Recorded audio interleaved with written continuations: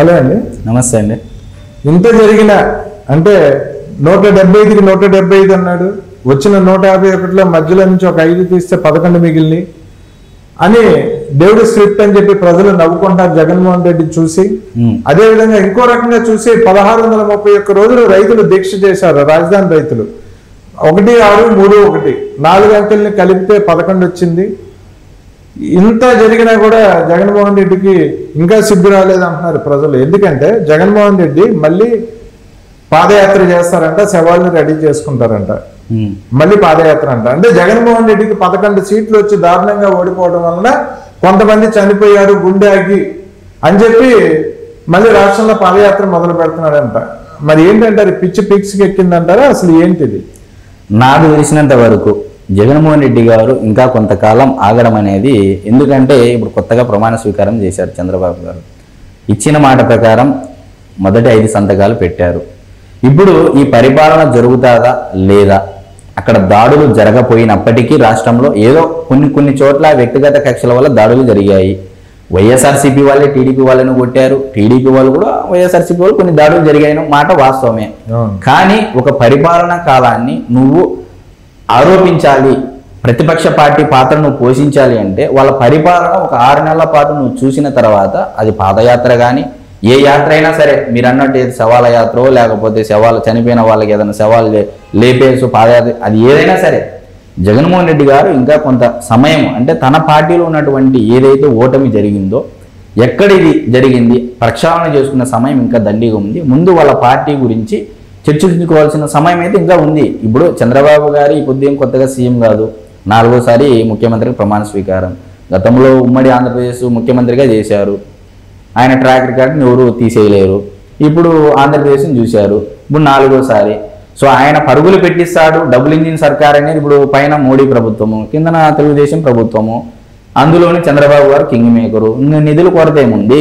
ఇప్పుడు నువ్వేం చేయాలి, ఏ ప్రాంతాల్లో ముందు నీ పార్టీ గురించి ప్రక్షాళన చేసుకొని మీ నాయకులు మీ ఓటమి గల కారణాలు వెతుక్కొని నువ్వు ఆ సమయం తీసుకున్న తర్వాత అసెంబ్లీలో ప్రజా దేవాలయం అయినటువంటి ప్రజల సమస్యల గురించి మాట్లాడే ప్రజా దేవాలయంలో నువ్వు చర్చించాలి. అంతేగాని ఏదో జరిగిపోతుంది, ఇంకా అధికారం లేకపోతే మాకు నిద్ర రాదు, ఇంకా 18 ఈ 5 ఏళ్ళు అధికారం ఉన్నా పొద్దున్న లేస్తే చంద్రబాబు, పడుకుంటే చంద్రబాబు, ప్రతిపక్షంలోని చంద్రబాబు, అధికారంలో ఉన్నప్పుడు చంద్రబాబు. అంటే గోవిందన్ నామస్మరణ కంటే చంద్రబాబు గారి నామస్మరణ ఎక్కువ చేశారు వైఎస్ఆర్సీపీ పార్టీ వాళ్ళు. అవును, 3 రోజుల కిందట కూడా తెలుగుదేశం కార్యకర్తని ఒక నరేష్ చౌదరిని ఏదో పేరు ఆయన మోదుపల్లి గిరినాథ్ అనే ఒక వ్యక్తిని కర్నూలు జిల్లాలో తెలుగుదేశం పార్టీ వ్యక్తిని ఎస్సీ కాలనీలో ఎస్సీలు వైఎస్ఆర్సీపీ పార్టీ కార్యకర్తలు వెళ్తా ఉంటే దాడి చేశారు, కత్తులతో కొడవలతో దాడి చేసి చంపేశారు.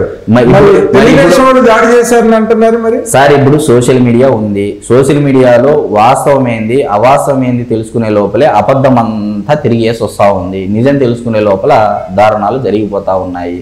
ప్రజలందరికీ కూడా నా మనవి ఏంటంటే, ఎవరైతే సోషల్ మీడియాను ఫాలో అవ్వాలి అయితేనేమి ఇంకో విధంగా అయితేనేమి నిజం తెలుసుకునే ప్రయత్నం చేయండి. దయచేసి నిజం ఏంది అబద్ధం ఏంది తెలుసుకునే ప్రయత్నం చేయాలి అని నాకు ప్రజలు నిజాలు తెలుసుకోబట్టే కదా ఎన్ని నాటకాలు ఆడినా ఎన్ని డ్రామాలు ఆడినా కూడా సోషల్ మీడియా ద్వారా నిజాలు తెలుసుకునే కదా. జగన్ వర్సెస్ జనం జరిగిన కురుక్షేత్ర యుద్ధంలో, పేదలు వర్సెస్ పెత్తంజారుల మధ్య జరిగిన కురుక్షేత్ర యుద్ధంలో పేదలు గెలిచారు, జనమే గెలిచారు. పేదలు గెలిచారు. జనం అంటే పేదలు నథింగ్ కాదు, పేదలు గెలిచారు.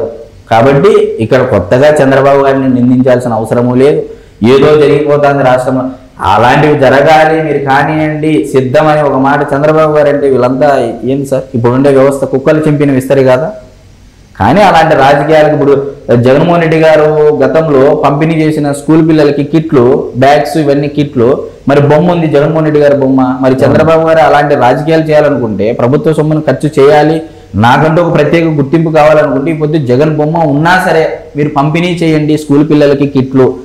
ప్రభుత్వ డబ్బు వేస్ట్ కాకూడదు, వృధా కాకూడదు అనే ఒక ఉద్దేశంతో ఒక మంచి నిర్ణయం, ఒక మంచి సంప్రదాయానికి తెరలేపారు కదా సార్ చంద్రబాబు. నిజంగా ప్రచారం పిచ్చుంటే జగన్ బొమ్మ పీకేసి చంద్రబాబు గారి బొమ్మ కూడా వేసుకునేవాడు. నేనేమంటున్నానంటే, ముందు వైఎస్ఆర్సీపీ పార్టీలో ఏమి జరిగింది, ఎక్కడ లోపం జరిగింది ప్రక్షాళన చేసుకునే సమయం మీకుంది.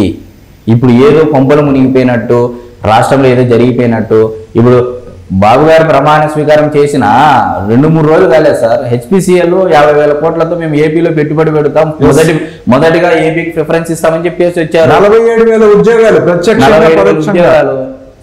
ఇప్పుడు చూడండి, అంటే ఇప్పుడు ఒకవేళ బాబు గారు ఇచ్చిన హామీలు నెరవేర్చకపోతే ప్రతిపక్ష పార్టీగా, గతంలో అధికారం అనుభవించిన పార్టీగా మీరు విమర్శించండి, ఆరోపణలు చేయండి, ఏదైనా అవినీతి జరిగితే ఆరోపణలు చేయండి. అంతేగాని ఏదో కొంపలు మునిగిపోయినట్టు ఆడ ప్రమాణ స్వీకారం చేసి 2 రోజులు కూడా కాలే ఏందో ప్రత్యేక హోదా అంటాడు.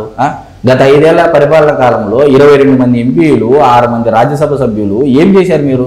ఇప్పుడు 11 మంది రాజ్యసభ సభ్యులు ఉన్నారు. నువ్వు అడగచ్చు కదా. ఇప్పుడు లోక్సభ నుంచి బిల్లు పోయినప్పుడు రాజ్యసభలో నువ్వు మా స్టేట్ ప్రత్యేక హోదా వేస్తే నీకు మద్దతు ఇస్తాం బిల్లులు కానీ ఇప్పుడు ప్రకటించు. ఇప్పుడు తెలుగుదేశం పార్టీకి 16 మంది ఎంపీలు ఉన్నారు, నీకు 11 మంది ఎంపీలు ఉన్నారంటున్నావు, 4 ఎంపీలు లోక్సభ ఉన్నాయి, 15. వాళ్ళకి మాకు పెద్ద తేడా ఏం లేదు అంటున్నావు. మరి డిమాండ్ చెయ్యి. నువ్వు ప్రతిపక్షంలో ఉండి 11 సీట్లతో గెలిచినటువంటి పులివెందుల శాసనసభ్యులైనటువంటి వైఎస్ జగన్మోహన్ రెడ్డి గారు కేంద్రాన్ని ప్రశ్నించండి. 15 మంది ఎంపీలు ఉన్నాయి కదా మీ చేతులు, ఇప్పుడు ప్రత్యేక హోదా ఇవ్వండి, రైల్వే జోన్ ఇవ్వండి, కడప స్టీల్ ప్లాంట్ ఇవ్వండి, ఇంకా మీకు మంచి పేరు వస్తుంది కదా. కేంద్రాన్ని డిమాండ్ చేస్తే చేయండి, ప్లకార్డులు పట్టుకొని చేయండి పార్లమెంట్ ఆవరణలో. గడిచిన 5 సంవత్సరాల్లో జగన్మోహన్ రెడ్డి ప్రతి జనవరిలోనే జాబ్ క్యాలెండర్ ఇస్తాను, మెగా డిఎస్సీ వేస్తానని చెప్పి మోసం చేసుకుంటూ వచ్చారు. చంద్రబాబు గారు ఇలా ప్రమాణ స్వీకారం చేసిన గంటలోనే మెగా డిఎస్సీ మీద సంతకం పెట్టి 16,836 ఉద్యోగాలకి నోటిఫికేషన్ జారీ చేశారు. మీరు మెగా డిఎస్ అంటే క్లియర్గా చెప్తాను సార్. ఎందుకంటే రాష్ట్రంలో ఉన్నటువంటి ప్రతి ఒక్కరు నిరుద్యోగ అయినటువంటి కానీ, ఉద్యోగాలు పొందినటువంటి కానీ, ఇప్పుడున్న ఉద్యోగస్తులు కానీ, అంటే ఉపాధ్యాయులు, ఎందుకు ఈ విషయం నేను చెప్పాలనుకుంటున్నానంటే మెగా డిఎస్సి ద్వారా కేవలం చంద్రబాబు గారే ఎన్ని లక్షల ఉద్యోగాలు ఇచ్చారు మొదటి నుంచి చెప్తాను సార్. ఎందుకంటే చంద్రబాబు నాయుడు గారు ఇచ్చిన మొత్తం డిఎస్సీలు 9 సార్. 1996లో డిఎస్సీలు ఇచ్చిన పోస్టుల సంఖ్య 50,000 పైచిలుకు, 50,000 ప్లస్. రెండవ డిఎస్సి 1998 పోస్టుల సంఖ్య 39,104. 2000 డిఎస్సిలో 2000 సంవత్సరంలో డిఎస్సీల పోస్టుల సంఖ్య 25,746. 2001లో పోస్టుల సంఖ్య 32,129. 2002లో డిఎస్సీలో పోస్టుల సంఖ్య 35,805. 2003లో డిఎస్సీల పోస్టుల సంఖ్య 16,258. ఇది ఉమ్మడి ఆంధ్రప్రదేశ్లో ఇచ్చినటువంటి డిఎస్సీలు. అది ఎవరు? చంద్రబాబు గారి పరిపాలన కాలంలో ఇచ్చిన డిఎస్సీలు. రాష్ట్ర విభజన తర్వాత, అంటే ఆంధ్రప్రదేశ్ రాష్ట్రం ఏర్పడిన తర్వాత 2014లో డిఎస్సీ పోస్టుల సంఖ్య 9,061. 2019 డిఎస్సీ పోస్టుల సంఖ్య 7,729. మొత్తం చంద్రబాబు నాయుడు గారి ప్రభుత్వం ఇచ్చిన టీచర్ పోస్టులు 2,15,832. ఓకే, మరి ఇంత బ్రహ్మాండమైన ప్రగతి డిఎస్సిలో చంద్రబాబు నాయుడు గారి హయాంలో జరిగితే జగన్మోహన్ రెడ్డి కనీసం ఒక్క ఉద్యోగం ఇవ్వలేకపోయారు. ఈరోజు అటువంటి తప్పుల్ని వాళ్ళు అంటే రివ్యూ చేసుకోకుండా మళ్ళీ చంద్రబాబు గారి పాలన మీద డిఎస్సి మీద మేమైతే 30,000 ఇస్తామని చెప్పాము, అది చెప్పాము, ఇది చెప్పామన్నారు. ఆయన కనీసం ఒక్క ఉద్యోగం ఇవ్వలేదు సార్. దీనిని ఏమంటారంటే తప్పుడు ప్రచారం చేస్తున్నారు. పైగా ఉత్తర కుమార ప్రగల్భాలు అంటారు. అధికారం ఉన్నప్పుడు చేయడం చేత కానప్పుడు ప్రతిపక్షంలో ఉండి ఏదో వాదోపవాదాలను చేయాలి, ఆరోపణలు చేయాలి, ఏదో కౌంటర్కు ఎన్కౌంటర్ ఇవ్వాలి అనే ఉద్దేశంతో చేయడం తప్పితే వాళ్ళు చేసిన ఆరోపణలో ఎక్కడా చిత్తశుద్ధి అయితే లేదు. గవర్నమెంట్ 5 ఏళ్ల పరిపాలన కాలంలో ఉంది. మీరు ఏమంటున్నారు? వాలంటీర్లు ఇన్ని అంటున్నాము, సచివాలయం ఇన్ని అంటున్నారు. చంద్రబాబు గారి పరిపాలన కాలంలో మాత్రమే కేవలం 2 లక్షల పైచిలకు ఉపాధ్యాయుల పోస్టులు ఇచ్చారు అంటే మరి ఇప్పుడు ఉపాధ్యాయులు ఎవరికి రుణపడి ఉండాలి? దేశంలో ఎవరికి ఇవ్వనంత ఐఆర్ అయితేనేమి, ఫిట్నెస్ అయితేనేమి 43% దేశంలో ఏ రాష్ట్ర ప్రభుత్వము ఇవ్వలేదు. కేవలం చంద్రబాబు గారి ప్రభుత్వం మాత్రమే 43% ఫిట్నెస్ ఇచ్చింది. మరి ఇటువంటి తరుణంలో ఉద్యోగస్తులు గుర్తించారు కాబట్టి చంద్రబాబు గారు వెంట నిలబడ్డారు. ఈసారి మాకు జీతాలు కూడా ఇచ్చే పరిస్థితి లేదు, మాకు ఈఎంఐలు కట్టుకోలేక అప్పులు పాలైన వాళ్ళు ఉన్నారు, రిటైర్డ్ అయిన వాళ్ళు పెళ్లిళ్ళు చేయలేక అప్పులు ఊపిలో పడిన వాళ్ళు ఉన్నారు. వాళ్ళందరూ గుర్తించారు. ఇతన్ని జగన్మోహన్ రెడ్డి అనే వ్యక్తిని నమ్మితే రేపొద్దున మన ఉద్యోగాలు ఉంటాయో లేదో కూడా తెలియదు అనే విషయానికి అయితే వచ్చారు. 29లో మళ్ళీ మనం గెలుస్తున్నాం అని చెప్తున్నాడు జగన్మోహన్ రెడ్డి. సరే 29 అంటే 2+9 మళ్ళీ 11 వస్తుంది. అట్లా అంటారా? 2029కి గాను ఇప్పుడు కేసులు ప్రతి ఒక్క శాఖలోనూ ఎంతెంత అవినీతి జరిగింది, శ్వేతపత్రం రిలీజ్ చేయాలని చెప్పేసి ప్రతి ఒక్క మంత్రికి చెప్పడం జరిగింది. వాళ్ళు చేసిన ఈ 5 సంవత్సరాల అవినీతి ఎంత ఉంది, ఎంత డబ్బు వచ్చింది? కాదు సార్, ఇప్పుడు 2029లో జగన్మోహన్ రెడ్డి గారు అధికారంలోకి వస్తారని మీరు మాట అంటున్నారు. ఇక్కడ పరిపాలన బాగోలేకపోతే కదా, జగన్మోహన్ రెడ్డిని ఒక ఛాన్స్ అన్నారు, చూశారు, ఏ విధంగా చేశారనేది ప్రతి ఒక్క వర్గము దెబ్బతినింది. ఈ పొద్దు కూటమికి 93% పైచులకు మ్యాండేట్ ఇచ్చారంటే దేశంలో ఏ ప్రభుత్వానికి లేదు సార్ ఈ మ్యాండేట్. మీరు గుర్తించాలి.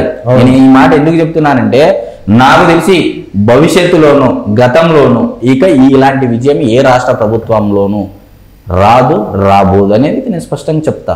ఓకే అండి, ఇంతటి ఘన విజయం తీసుకున్న చంద్రబాబు నాయుడు గారు ప్రమాణ స్వీకారం చేసిన సందర్భంగా ఆయనకి శుభాకాంక్షలు తెలియజేస్తూ మరో వీడియోలో మళ్ళీ మనం కలుసుకుందాం. నమస్తే.